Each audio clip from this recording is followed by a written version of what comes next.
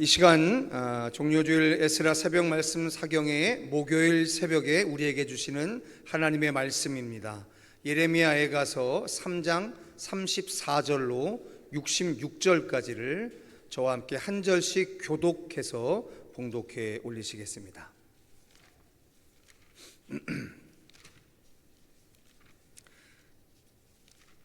예레미야애가 3장 34절로 66절까지의 말씀 한 절씩 교독하겠습니다. 제가 먼저 읽겠습니다. 세상에 있는 모든 갇힌 자들을 발로 밟는 것과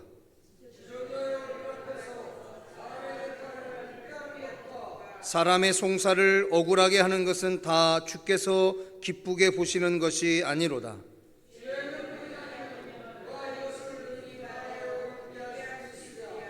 화와 복이 지존자의 입으로부터 나오지 아니하느냐?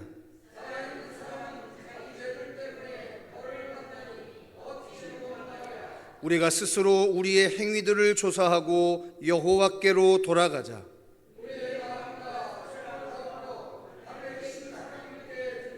우리의 범죄함과 우리의 반역함을 주께서 사하지 아니하시고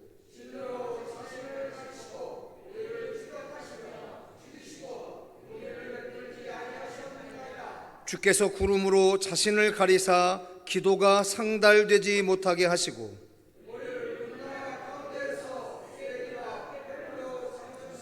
우리의 모든 원수들이 우리를 향하여 그들의 입을 크게 벌렸나이다.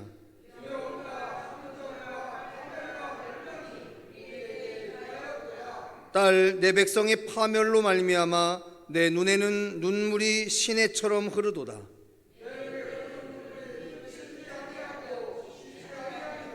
여호와께서 하늘에서 살피시고 돌아보실 때까지니라.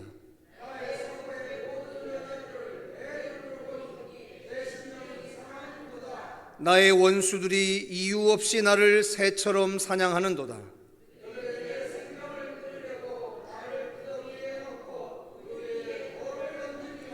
물이 내 머리 위로 넘치니 내가 스스로 이르기를 이제는 멸절되었도다 하도다.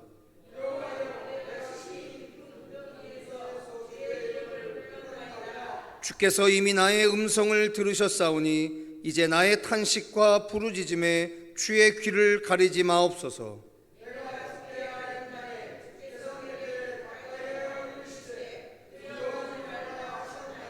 주여, 주께서 내 심령의 원통함을 풀어주셨고 내 생명을 속량하셨나이다.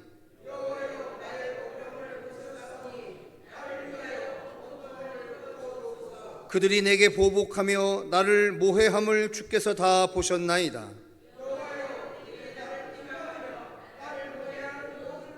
곧 일어나 나를 치는 자들의 입술에서 나오는 것들과 종일 나를 모해하는 것들을 들으셨나이다.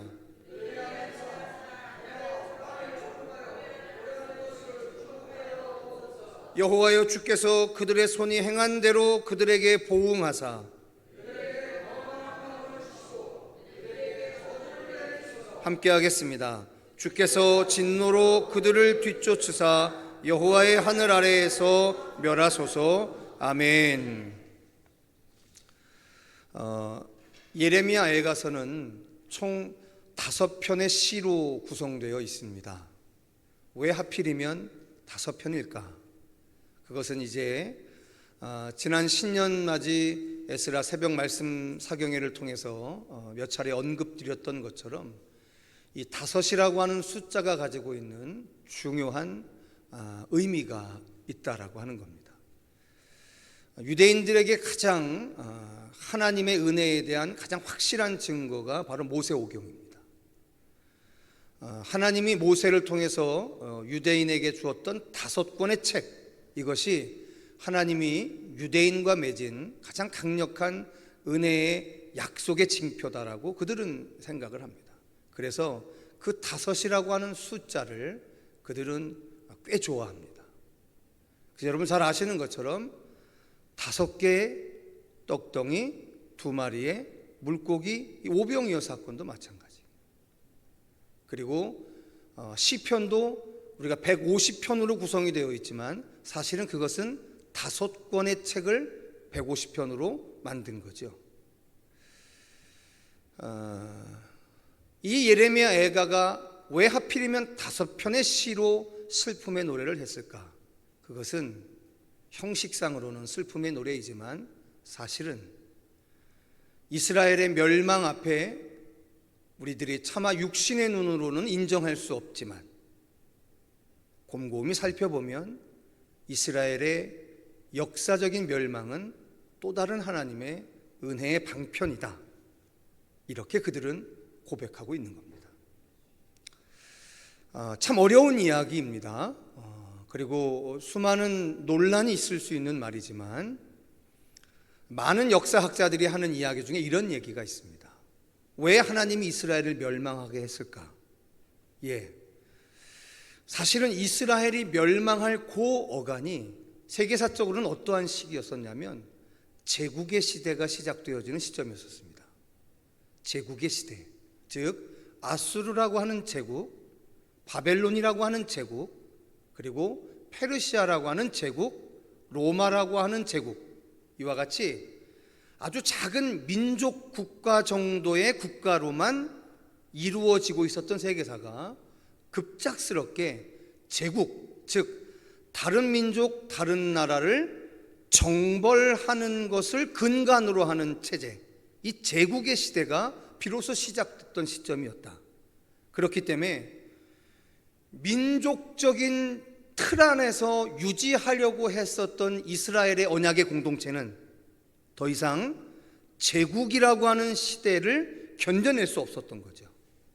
그래서 하나님이 이 제국, 즉 야만과 힘이 지배하는 시대에 하나님의 언약의 백성을 보존하시기 위한 방법이 뭐였냐? 그것은 바로 흩어버리는 거였었다라고 합니다. 그 가장 강력한 증거가 뭐냐면, 여러분 지금 이스라엘이라고 하는 현재 나라가 있지 않습니까? 그 나라의 인구는 1000만이 안 됩니다. 근데 그 이스라엘을 둘러싸고 있는 아랍은 무려 6억 명이나 됩니다. 근데 1945년에 우리나라처럼 해방이 된 것과 똑같은 시점에 이스라엘이 2000년의 종살이를 마치고 지금의 이스라엘 땅에 와서 건국을 한 거잖아요. 근데 여러분 생각해 보십시오. 그 조그마한 나라가 지난 70여 년이 넘는 80여 년이 가까운 이 세월 동안 어떻게 아랍의 6억이라고 하는 그 적대 세력으로부터 견뎌낼 수 있었을까요? 그것은 지난 20세기의 세계 최대 강대국이었던 미국이라고 하는 나라의 가장 최고의 이익 집단, 최대의 이익 집단인 유대인 모임들이 있었기 때문에, 미국은 이스라엘의 멸망이 곧 미국의 멸망이라고 생각해요. 그래서 지금도 그렇게 이스라엘의 문제라고 한다면 눈이 시뻘겋어져서 달려드는 겁니다. 왜냐? 현재 미국의 모든 최고의 정치인들을 가장 많이 정치 자금을 후원하는 단체가 어디냐면 유대인 연합회거든요. 자, 힘과 야만이 판치는 제국의 시대에 하나님의 언약의 백성을 보존하시기 위한 하나님의 지혜가 뭐였었을까? 희한하게도 바벨론으로 포로로 끌려보내고 페르시아로 포로로 살게 하고, 이러한 제국의 밑에서 자신의 언약의 백성들을 보존하시는 지혜를 발휘하고 있다. 이것이 논란이 있지만 꽤 생각해 볼 만한 하나님의 섭리가 아닌가 싶습니다. 자, 성도 여러분, 성경 이야기를 또 잠깐 하려고 합니다. 이게 되게 중요하기 때문에 그래요. 우리는 성경을 읽고 있지만 이 성경이 오늘 우리에게 어떻게 전달되어졌는지에 대해서는 비교적 무지합니다. 그래서 생각을 좀 달리 하셔야 해요. 우리에게 전달되어진 이 성경과도 같이 이렇게 한 권으로 성경이 모여진 최초의 때가 언제였었냐면 바로 알렉산더라고 하는 사람에 의해서 제국이 만들어졌, 즉 헬레니즘이라고 하는 어마어마한 제국이 만들어졌을 때, 그 헬레니즘의 최고의 목표가 뭐였냐면 세계 시민주의입니다. 즉 언어도 다르고 문화도 다른 수많은 지중해 연안과 심지어 소아시아, 저 인도까지 수많은 나라들을 하나의 언어, 하나의 문화, 하나의 정치 체제로 묶겠다라고 하는 것이 그 헬레니즘의 목표입니다. 그래서 알렉산더 대왕이 그 짧은 세월, 정복의 세월 가운데 그가 했던 일들 중에 하나가 바로 뭐였냐면 자기가 정복한 도시에다가 자기 이름을 딴 도시를 건설했던 거죠. 그 도시의 이름이 알렉산드리아라고 하는 이름이에요. 알렉산드리아. 참 많은 알렉산드리아가 만들어졌는데 지금까지 원형 그대로 보존되어진 알렉산드리아는 딱 한 군데밖에 남아있지 않습니다. 그게 어디냐면 이집트 나일강 하류의 알렉산드리아가 그대로 지금도 남아있습니다. 근데 그때 알렉산더 제왕이 심지어 그 알렉산드리아를 만들고 수도까지 옮겨오려고 했어요. 그리고 거기에 세계 최대의 도서관을 짓고 전 세계에 있는 모든 석학들을 다 걷다 끌어모았던 거죠. 그때 수많은 석학들 중에 대부분이 다 유대인들이었어요. 그들이 알렉산드리아에 모였던 거죠.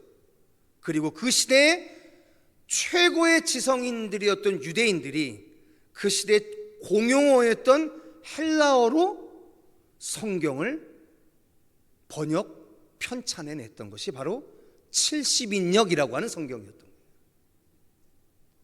그게 오늘날 우리가 바라보고 있는 이 성서의 가장 모델이 되는 거예요. 그건 헬라어로 기록이 되어 있었던 거예요. 그런데 여러분 잘 아시는 것처럼 AD 70년에 수룹바벨 성전이 무너지고 로마에 의해서 정말로 돌 위에 돌 하나 남지 않고 성전이 다 무너지면서 또다시 유대인들이 디아스포라, 전 세계로 다 흩어지게 됐습니다. 그래서 그때 AD 90년경에 얌니아라고 하는 도시에 유대인 학자인 랍비들이 모여서 이번에는 히브리어로 성경을 만들자 이렇게 다짐을 했던 거죠. 그래서 AD 90년에 이번에는 히브리어를 가지고 헬라어로 전해지고 있었던 70인역과는 조금 다른 성경을 편찬을 한 거예요. 여러분 착각하지 마셔야 합니다. 그 70인역 성경이나 히브리어 성경인 타나크, 이 성경이나 둘 다 구약 성경인 거죠. 신약은 없는 겁니다. 구약만 기록되어 있는 책인 거죠. 혼돈하지 마셔야 해요. 자, 그렇다면 오늘 우리가 읽고 있는 이 66권의 성경은, 즉 신약 성경까지 다 들어간 이 성경은 어떻게 확장이 되어져 온 거냐? 그 이후의 시간들을 통해서 오늘 우리에게 전해진 이 성경이 완성이 되어져 갔다. 자, 근데 여러분 한 가지 꼭 기억하셔야 해요. 최초의 성경이었던 70인역이라고 하는 성경은 AD 90년에 만들어진 히브리어로 쓰여진 타나크하고는 구성하는 방식이 틀렸었어요. 그런데 특별히 70인역은 어떠한 순서대로 쓴 거냐면 창세기서부터 에스더서까지 이스라엘의 과거에 대한 이야기고요. 그 다음에 욥기서부터 아가서까지가 이스라엘의 현재에 대한 이야기고, 이사야서부터 말라기까지가 이스라엘의 미래에 대한 이야기라고 해서 이게 크게 세 덩어리로 책을 구성했던 겁니다. 그런데 우리는 그 히브리어 성경인 타나크는 사실은 그 배열하고는 다른 배열의 방식을 선택을 했던 거죠. 그래서 여러분 혹시 기억나시는지 모르겠지만 성서에 보면 이런 표현이 있습니다. 신약 성경에 내가 율법이나 선지자를 폐하러 온 줄로 생각하지 말라, 폐하러 온 것이 아니요 완전하게 하려 함이라라고 하는 표현을 여러분 기억하실 겁니다. 거기에 쓰였던 율법이나 선지자를 폐하러 왔다라고 하는 게 무슨 얘기냐면 히브리어 성경은 세 부분으로 나눠졌다고 했잖아요. 율법, 즉 모세오경을 나타내는 율법, 그걸 토라라고 하잖아요. 그 다음에 두 번째 덩어리가 선지자들의 글인 느비힘이라고 하는 거예요. 그 다음에 마지막 이야기가 성문서인 케투빔이라는 거예요. 그래서 그 앞글자만 따서 타나크, 즉 히브리어 성경을 타나크라고 그렇게 부르는 거예요. 그러니까 여기에서 이야기한 예수님의 율법과 선지자를 폐한다라고 하는 게 무슨 얘기냐면 모세오경과 선지자들의 글을 그것을 폐하러 온다. 그러니까 구약 성경에 나오는 그 이야기, 즉 성경을 예수님의 시대 때는 뭐라고 얘기했냐면 율법과 선지자들의 글, 이렇게 얘기했던 거예요. 그때만 해도, 예수님이 살아계실 때까지만 해도 성문서는 존재하지 않았었어요. 훨씬 이후의 시간들을 통해서 확정되어 온 거다. 자, 다시 한번 이 말씀을 드리고 오늘 말씀 나눌까 합니다. 자, 성도 여러분, 예레미야에가서의 3장은 모두 66절로 되어 있습니다. 1, 2, 4, 5장은 다 22절인데 3장만 66절로 되어 있습니다. 그렇죠? 근데 우리가 말씀드렸습니다. 왜 22절이었다고요? 히브리어의 알파벳의 숫자가 22글자였기 때문에 그런 거였다. 근데 왜 3장만 66절이라고요? 이것은 22글자의 히브리어 알파벳을 각 글자마다 3절씩 쓴 거죠. 그러니까 첫 글자인 알레프를 사용해서 1, 2, 3절을 썼고, 두 번째인 베트를 사용해서 4, 5, 6절을 썼고, 세 번째 글자인 김메를 써서 7, 8, 9절을 썼고, 이렇게 하다 보니까 66절까지 됐다라고 하는 겁니다. 자, 많은 분들이 이것을 좀 희한해 생각하는데, 여러분 혹시 구약 성경 중에서 절수가 제일 많은 성경이 어디 있는 줄 아십니까? 성경 어느 절이, 어느 장이? 시편? 예, 외우기도 쉬워요. 119, 119편. 그죠? 소방관 119, 불 끄는데 119. 예. 그게 혹시 몇 절인 줄 아십니까? 오, 어떻게 정확? 누가 말씀하신 거예요? 176절이죠. 왜 176절일까요? 생각 안 해보셨죠? 알파벳 22글자당 한 글자당 8절씩 썼기 때문에 22 곱하기 8하면 176이 되는 거예요. 자, 예레미야 애가가 66절로 구성된 것과 똑같은 원리로 시편 119편이 176절로 구성된 것이에요. 이것은 유대인들이 자기의 감정을 표현하는 아주 중요한 방식이었다, 이 정도로 이해해 주시면 좋겠다라고요. 자, 그런데 오늘 우리 한번 40절과 41절의 말씀을 다시 한번 읽어보시겠습니다. 40절과 41절입니다. 같이 읽겠습니다. 시작. 우리가 스스로 우리의 행위들을 조사하고 여호와께로 돌아가자. 우리의 마음과 손을 아울러 하늘에 계신 하나님께 들자라고 이야기합니다. 자, 제가 어제까지 그런 말씀을 우리 성도들과 나눴습니다. 과연 이게 뭐냐는 거예요. 그렇게 신앙했고 그렇게 붙들었던 하나님이 우리의 죄악으로 말미암아 이스라엘을 멸망시키신 거잖아요. 그런데 다른 이들 같으면, 즉 살아있는 신이 아니라 내가 바라는 것을 만들어서 섬기는 종교인이 아닌 우리처럼 진짜 살아있는 하나님을 섬기는 이들은 이상하다라는 거예요. 종교인들은 이러한 현실 앞에서 이제껏 자기가 따르고 섬겼던 것을 과감히 버리는 게 맞습니다. 그게 옳은 거죠. 믿었던 것이 결과를 이렇게밖에 안 내주니까, 의지했던 것이 결과를 이렇게밖에 만들어주지 않았으니까. 그런데 진짜 살아있는 하나님을 신앙하는 우리들, 특별히 유대인들의 신앙의 전통에는 특별한 행동이 있더라는 겁니다. 그게 뭐냐면 이 멸망의 순간 앞에 이 멸망의 문제를 어떻게 해석하기 시작했냐면 내 죄로 말미암아 하나님이 심판하신 것이다 라고 생각하게 되더라는 거예요. 이게 신기한 거라는 거예요. 그랬더니 어제 읽으셨던 예레미야가 3장 그 중간 어간 어느 부분에서 이렇게 얘기하는 거 아니에요? 내가 진멸되지 아니하였기 때문에 하나님 앞에 감사합니다라고 고백하게 되는 거예요. 아직 나에게 요만큼이라도 남아있는 거죠. 근데 이게 여러분 이게 어떤 의미냐면 이런 겁니다. 죄 때문에 죽음을 당하는 게 유대인들의 생각이잖아요. 근데 지금 예레미야가 뭐라고 얘기하는 거냐면 내가 지금 하나님 앞에 눈물로 탄원하고 지금 있잖아요. 그죠? 그러면 나는 아직 죽은 게 아닌 거잖아요. 그러니까 진멸되지 않았다라고 하는 의미가 어떤 의미냐면 하나님, 내가 지금 하나님 앞에 눈물로 호소하고 통곡하는 채로 살아있지 않습니까? 라는 거예요. 그게 하나님 앞에 감사의 조건으로 노래하게 된 거라는 거예요.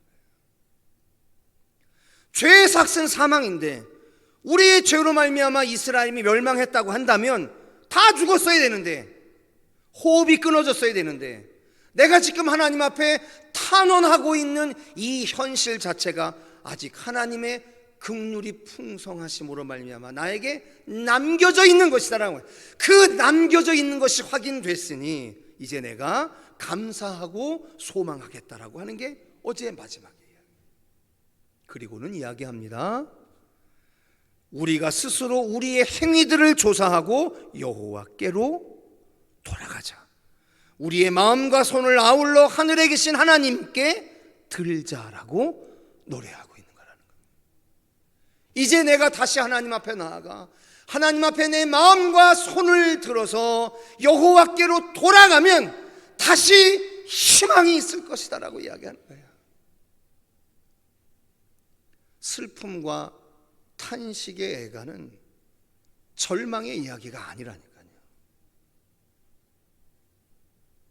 야긴과 보아스처럼 이스라엘의 5,000년간의 하나님과의 관계를 유지시킬 수 있었던, 내가 하나님을 왜 찬양하는지에 대한 아주 강력한 교훈이에요. 내가 숨을 쉬고 있는 한, 내가 살아있는 한 하나님이 나에게 베푸실 그 긍휼하심과 선하심에 대한 소망이 남아있는 거라는 거예요. 우리가 할 일은 무엇뿐이냐?